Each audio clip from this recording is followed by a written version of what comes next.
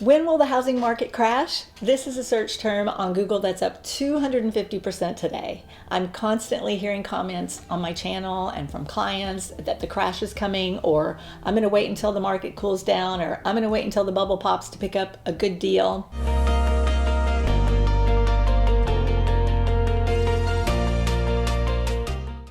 Hi there, what is up? I'm Kathy Williams, your friend in real estate in Orlando, and I'm hearing this comment over and over again. Before I go any further, I want to hear from you. Comment below. Is the market going to crash? Are we in a bubble? Drop a comment below for me and let me hear what you have to say. First, let's talk about how hot the market is. Inventory is so low, half of what it was last year, and there's at least twice as many buyers. For the Orlando market, there's only 1 month of inventory, and actually, I would say it's probably closer to 20 days of inventory, which means that if no other homes were to come on the market in the next 20 days, we would be out of homes. That is astounding. There's never been a market like this in the history of real estate. So what does that mean? Well, that means you need someone super experienced to help you sell your home and also to help you buy your home. And you might say, well, if the market is that hot, all I have to do is stick a sign in my yard. Well, if you stick a sign in your yard, you're going to get tons of offers, and there will be a lot of challenges with that, and you will need expert guidance, because it's not just about putting a sign in your yard. Putting a sign in your yard is the easy part. It's negotiating the deal and making sure you're getting the best terms so that the deal doesn't fall apart and that you're protected. And also, right now, pricing your home is so crucial because everything is moving so fast. You could literally lose thousands. So just make sure you have someone on your side to guide you that is experienced in this market, because it is changing so rapidly. But right now, I want to talk about the crash. So if you're on the side of the thought process that we're going to, the bubble's going to burst, or that we're in a bubble, or we're going to crash, then I have to direct you to one of my favorite economists who studies real estate exclusively, and his name is Lawrence Yun. You've heard me talk about him in previous videos, but he is a rock star. He's the chief economist for the National Association of Realtors, and he projects home prices to rise 8.8% this year, which I think they already have, and in 2022, expect prices to rise 5.5%.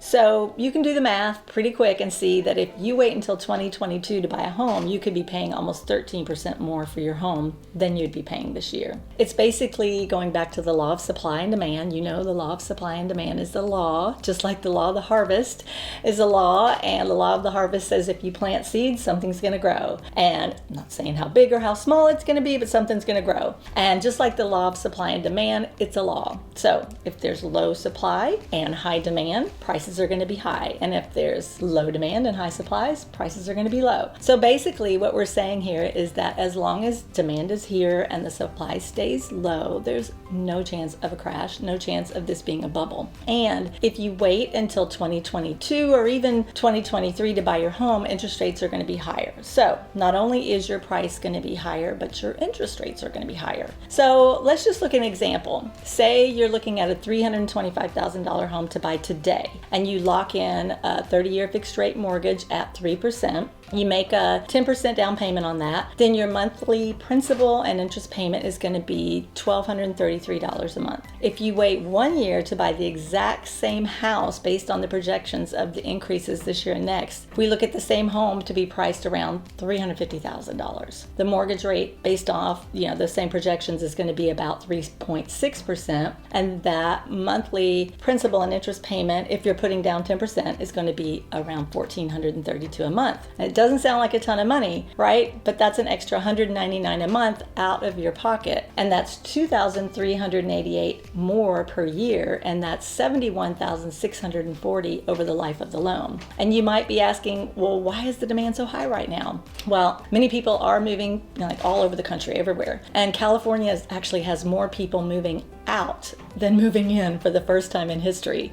And that could be political, taxes, or just being able to work from home and wanting to be in a different area. I get a lot of people moving to Orlando from the Northeast. Again, the work from home option has led people to realize they want to be in warmer climates to work from home. And also for Orlando and Central Florida, we have led the nation in job growth for the past 5 years or so. And I think because there's a number of people who want to jump on the bandwagon of home ownership to get these low interest rates. And they're thinking, the prices are going to keep going up, so they might as well buy now before it becomes too expensive to buy anything. So that's creating multiple offers on really everything that comes on the market. The last listing that I just got under contract, we had 23 offers. Oh.